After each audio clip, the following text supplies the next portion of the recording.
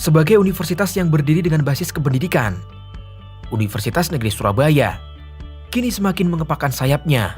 UNESA berkomitmen untuk terus bergerak satu langkah di depan demi mempersiapkan putra-putri bangsa yang tangguh dalam menghadapi tantangan masa depan sekaligus mampu menjawab tuntutan global. Memiliki 3 kampus di Jawa Timur yang saling terintegrasi, UNESA siap menjangkau berbagai kalangan untuk dapat menempuh pendidikan tinggi. Kampus utama berlokasi di Lidah Wetan, Surabaya, dengan 7 gedung utama, di antaranya Gedung Rektorat, Gedung Lembaga Pendidikan dan Sertifikasi Profesi, serta 3 gedung fakultas yang meliputi Fakultas Ilmu Pendidikan, Fakultas Bahasa dan Seni, Fakultas Ilmu Keolahragaan dan Kesehatan, serta Sekolah Pasca Sarjana.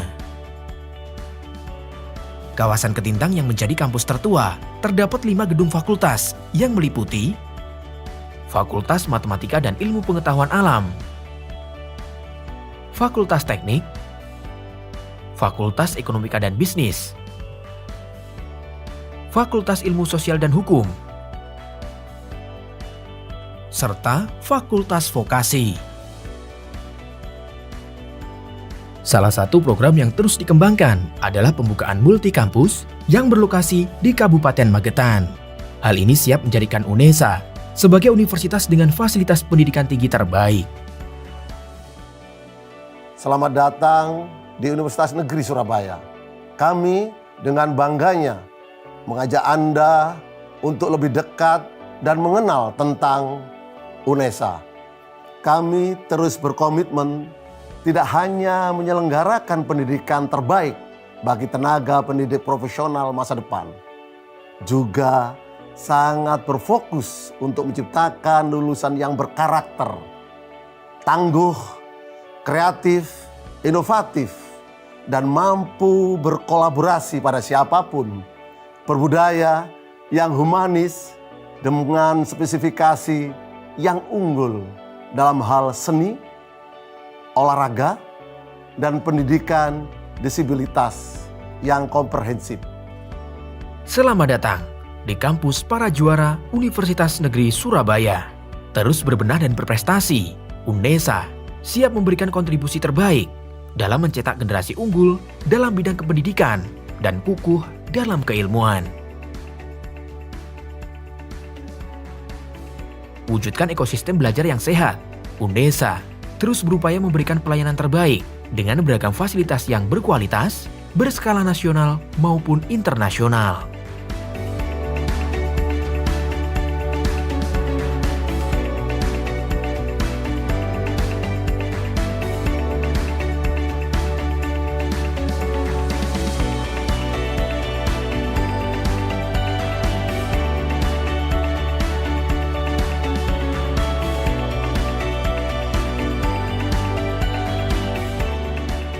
UNESA terus berkomitmen memberikan pelayanan prima serta ramah bagi penyandang disabilitas. Didukung dengan sarana dan prasarana yang memadai, lingkungan yang kompetitif, serta terus bergerak wujudkan kampus konservasi dan ramah lingkungan. Mewujudkan otonomi perguruan tinggi yang mandiri, UNESA telah menjadi perguruan tinggi berbadan hukum sesuai dengan Peraturan Pemerintah Republik Indonesia Nomor 37 Tahun 2022.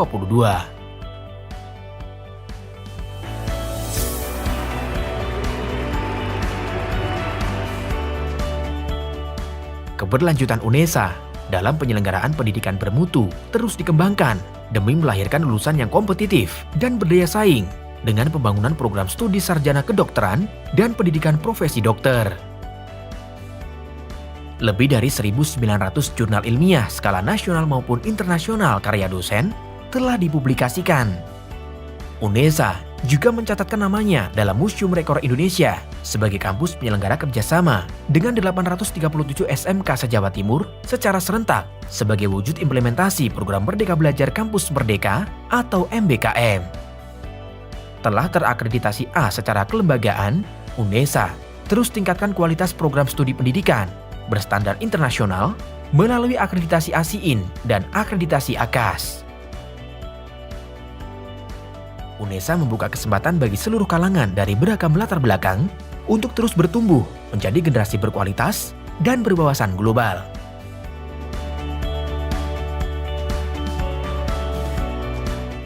UNESA menyiapkan layanan akademik dan non-akademik. Yang berkaitan dengan akademik itu UNESA tidak hanya memberikan peluang kepada mahasiswa untuk mengembangkan potensi dirinya, tetap dalam bidang akademik saja atau hard skill saja, tetapi juga memberikan peluang kepada mahasiswa untuk mengembangkan dalam bidang non-akademik, soft skill-nya. Aspek hukum, artinya apa yang dikerjakan oleh UNESA itu harus betul-betul punya dasar hukum yang kuat.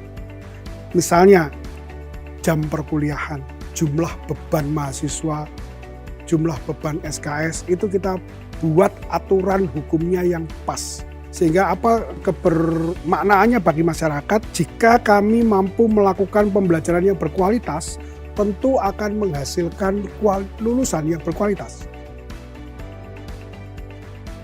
Dalam bidang penelitian, UNESA terus berupaya untuk mengembangkan berbagai inovasi, baik di bidang pendidikan maupun non-pendidikan, untuk mengembangkan berbagai macam produk yang bisa dilakukan hilirisasi ke industri. Selain itu, UNESA juga mengembangkan Science Technopark, inkubator bisnis teknologi, untuk mendukung terwujudnya universitas yang entrepreneur. Dan dalam pemeringkatan, UNESA berupaya untuk terus meningkatkan kualitas sehingga dapat mencapai peringkat 500 World Class University. Sehingga nanti harapannya UNESA punya satu konsentrasi khusus ya tentang hukum bisnis halal ini.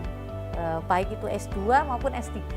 Insya Allah ke depan ya, sebentar lagi kita akan mulai ya, mewujudkan ya, program S2 dan S3 kita yang harapannya nanti ada konsentrasi tentang ilmu ini ya.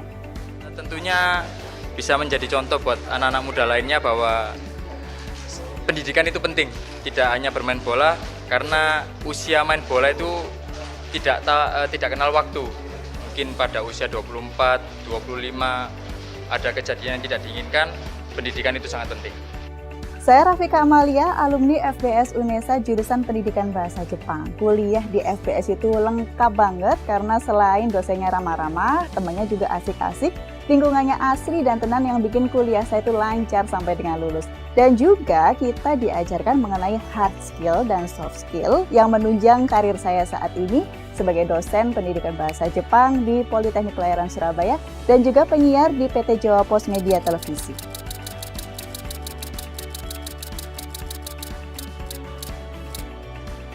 UNESA, satu langkah di depan.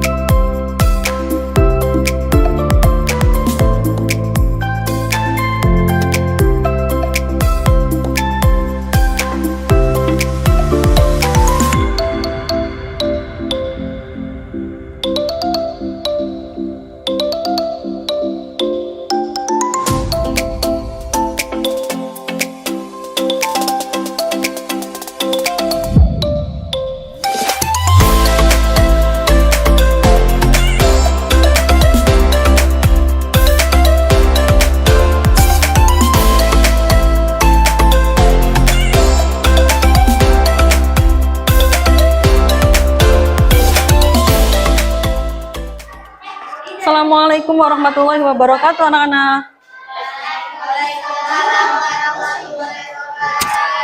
Gimana kabarnya hari ini? Baik, alhamdulillah, rabbil alamin. Baiklah.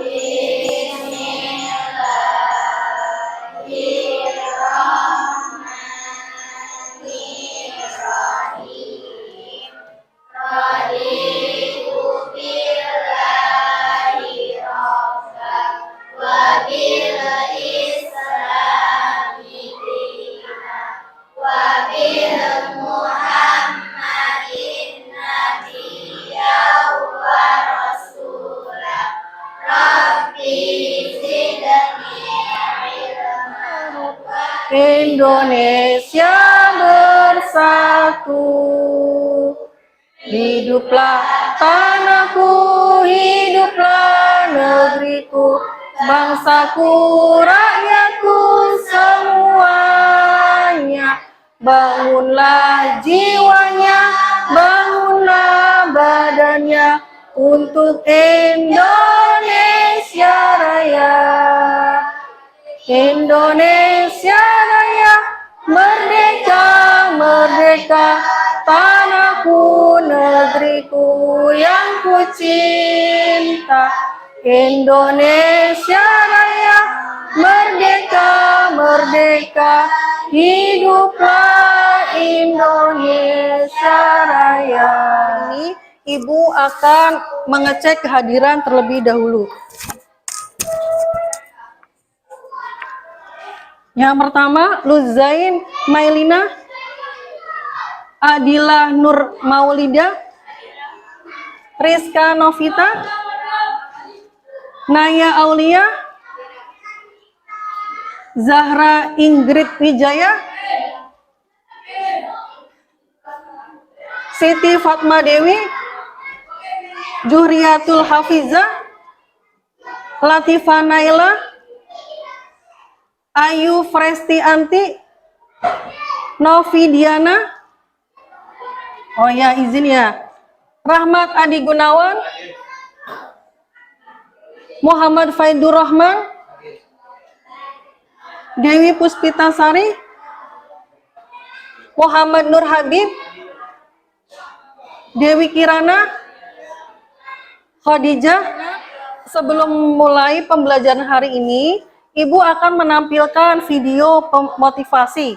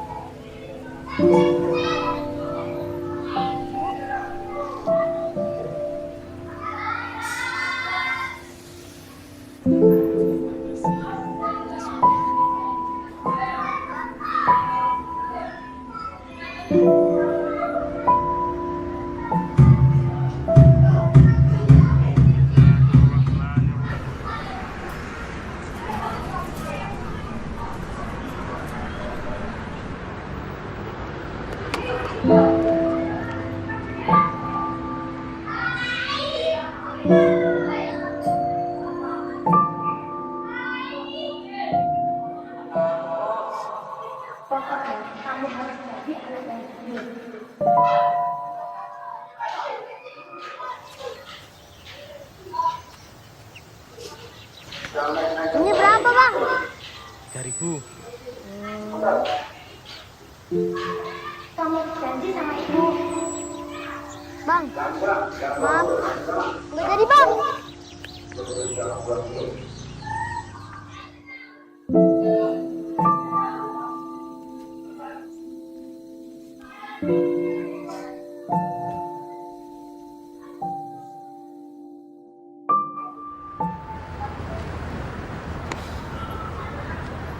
Namamu siapa? Budi, Om. Makasih ya Budi ya. Iya, Om.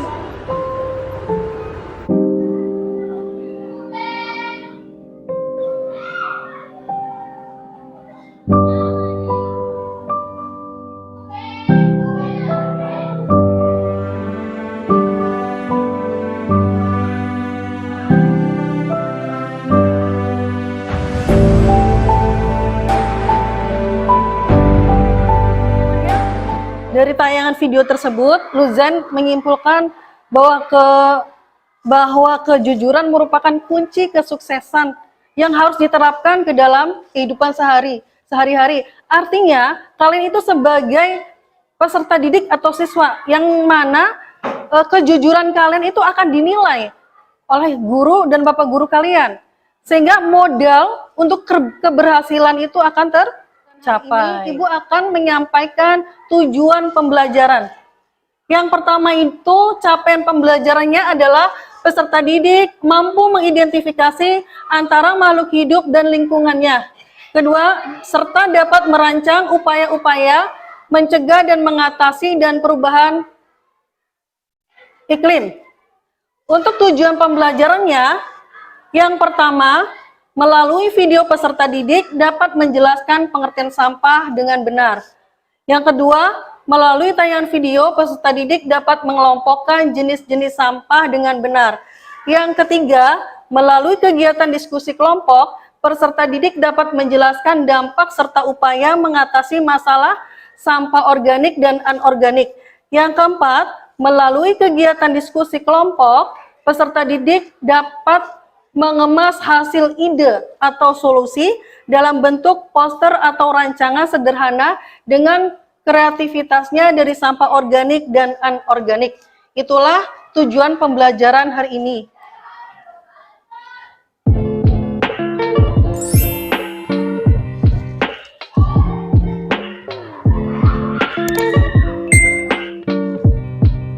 Assalamualaikum. Hai semuanya. Di video kali ini kita akan membahas materi pencemaran tanah.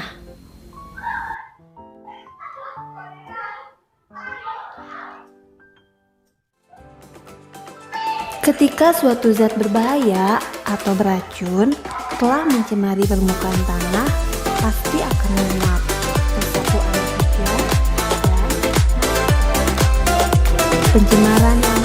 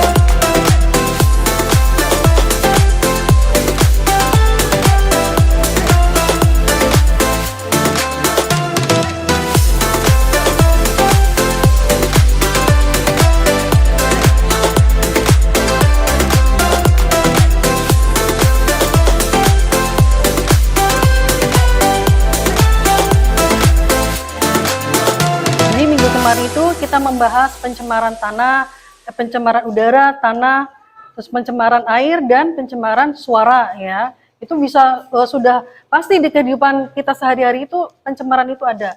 Nah, yang materi yang hari ini Ibu tayangkan yaitu tentang pencemaran tanah yang berkaitan dengan sampah organik dan sampah anorganik. Dari video tentang sampah organik dan anorganik ya, kita ambilnya itu kalau sampah organik itu kira-kira bisa terurai nggak? Bisa. Kalau sampah anorganik tidak bisa. Contoh dari sampah organik itu apa? Daun, itu contohnya daun, termasuk sampah organik yang basah apa yang kering? Kering. Kalau yang anorganik contohnya? Gelas, botol ya, botol plastik, botol aqua, terus bekas apa namanya teh jus ya, kalian yang biasa makan. Nah, sehingga secara tidak sadar ketika kalian itu apa namanya memasukkan atau membuang sampah tidak pada tempatnya, kira-kira mengakibatkan banjir tidak? Terjadi polusi enggak? Kira-kira bau enggak nanti kalau ada tumpukan sampah? Nah, seperti itu ya anak-anak ya. Jadi nanti pembelajaran hari ini seperti itu. Kalian bisa menyimpulkan sehingga kalian bisa mengaplikasikan dalam kehidupan sehari-hari. Oh iya, berarti baik ketika kita di sekolah atau kita di rumah.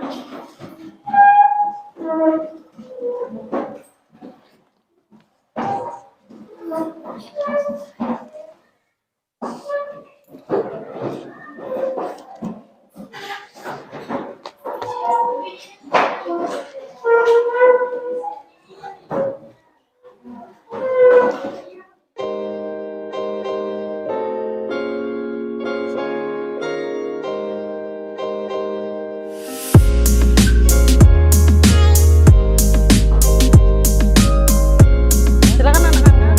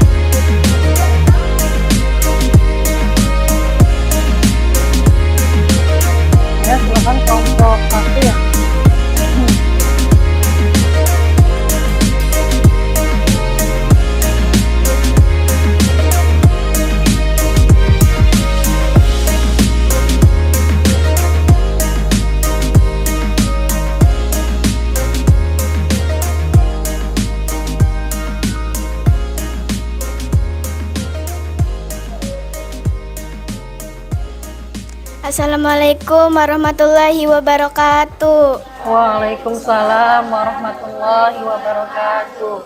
Kami dari kelompok 1 ingin mempresentasikan tentang sampah organik dan non-organik.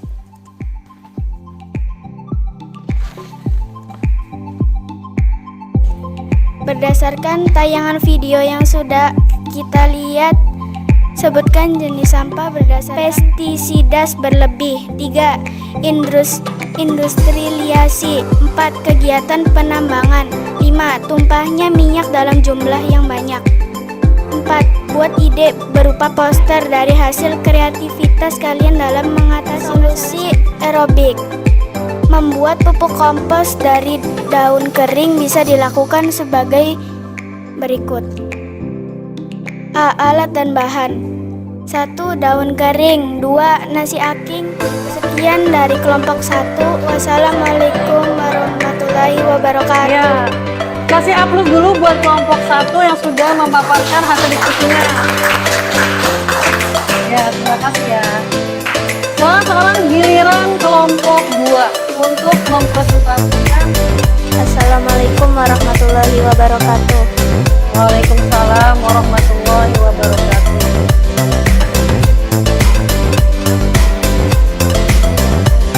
Kami dari kelompok 1 ingin mempresentasikan hasil dari diskusi kami. Berdasarkan tayangan video yang sudah kami lihat, sebut jenis sampah berdasar penggolongannya. Sampah organik menggunakan cangkir kopi plastik untuk tempat, pensil, kertas bekas dijadikan sebagai pembungkusan makanan, kantong plastik dipakai berkali-kali, botol plastik dijadikan pot bunga. Reduce, mengurangi penggunaan plastik, gunakan kantong beras atau tokyo. Sekian dari kelompok kami. Wassalamualaikum warahmatullahi wabarakatuh. Waalaikumsalam warahmatullahi wabarakatuh. Kasih aplaus dulu untuk kelompok 2. Silakan. Assalamualaikum warahmatullahi wabarakatuh. Waalaikumsalam warahmatullahi wabarakatuh. Kami dari kelompok 3 akan mempresentasikan hasil diskusi daerah kembali menjadi pakan ternak, biogas, dan bahkan pupuk. 2. Sampah anorganik adalah jenis buangan yang sulit untuk diurai dan membutuhkan waktu yang cenderung lama. Contohnya, botol minuman, plastik, dan karet. Sampah ini tidak akan hancur. Waalaikumsalam warahmatullahi wabarakatuh. Tepuk tangan dulu, kasih aplaus anak-anak. Terima kasih anak-anak. Kalian presentasi hari ini dari kelompok 1, kelompok 2, kelompok 3 itu sangat luar biasa. Tapi nanti harus lebih baik lagi ya, dimunculkan ide-idenya, dimunculkan pendapat-pendapatnya, sehingga manfaatnya sangat banyak ya. Kalau belajar untuk mengemukakan pendapat, ide, bertanya, seperti itu. Baik anak-anak, mungkin setelahnya presentasi kalian itu lelah, letih, kita boleh kan kita ice breaking dahulu? Ikuti ibu ya. Tepuk pagi, tepuk malam, tepuk siang, tepuk pagi, tepuk malam, tepuk siang. Ya baik, makasih anak-anak. Itu tentang contoh dari sampah organik, yaitu pembuatan pupuk kompos. Tadi udah kan alat-alatnya, bahan-bahannya ya. Terus contoh anorganiknya sebagai pembuatan aerobik ya.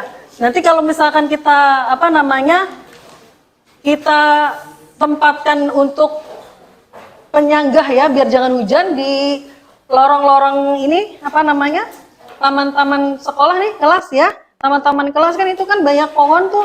Nah, itu bisa dibuat nanti buat penyanggah. Kan dikasih botol dulu plastiknya ya.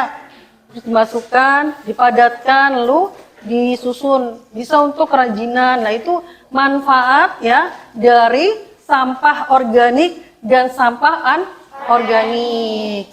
Kira-kira ini enggak ada nilai ekonomisnya enggak? Pasti ada kan? Seperti apa nilai ekonomisnya? Bisa untuk kerajinan?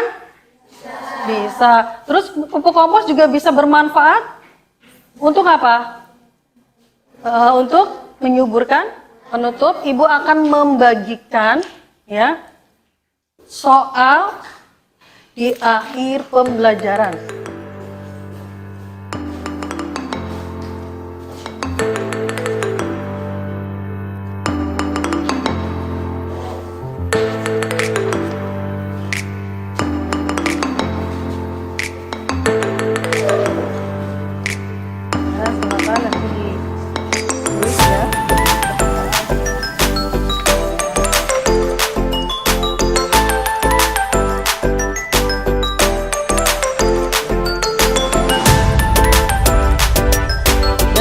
sudah,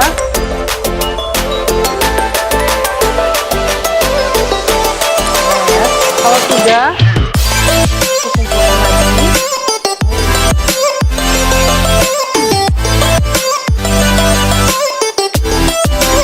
Baiklah, silakan kalian buka Google Chrome-nya, kalian isi lembar refleksi yang sudah ada di Google Chrome. Silakan dibuka, kalian isi ya.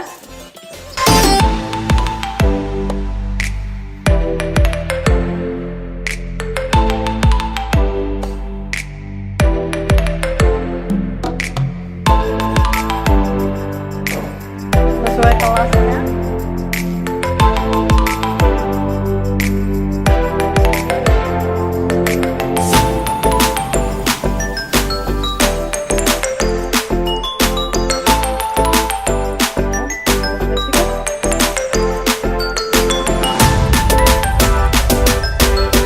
Sudah anak-anak?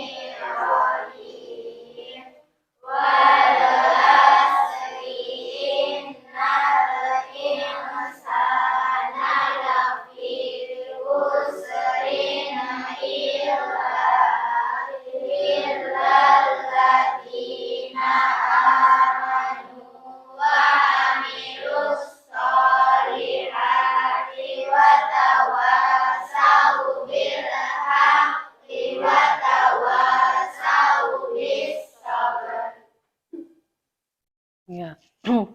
Baiklah, Ibu akhiri pembelajaran hari ini.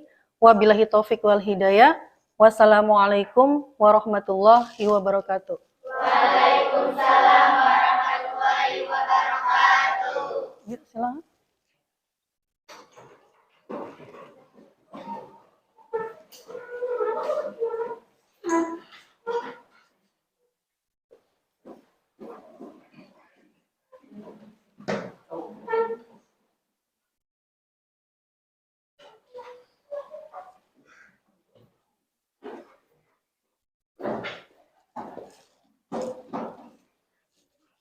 Silakan. Ya, hati-hati ya.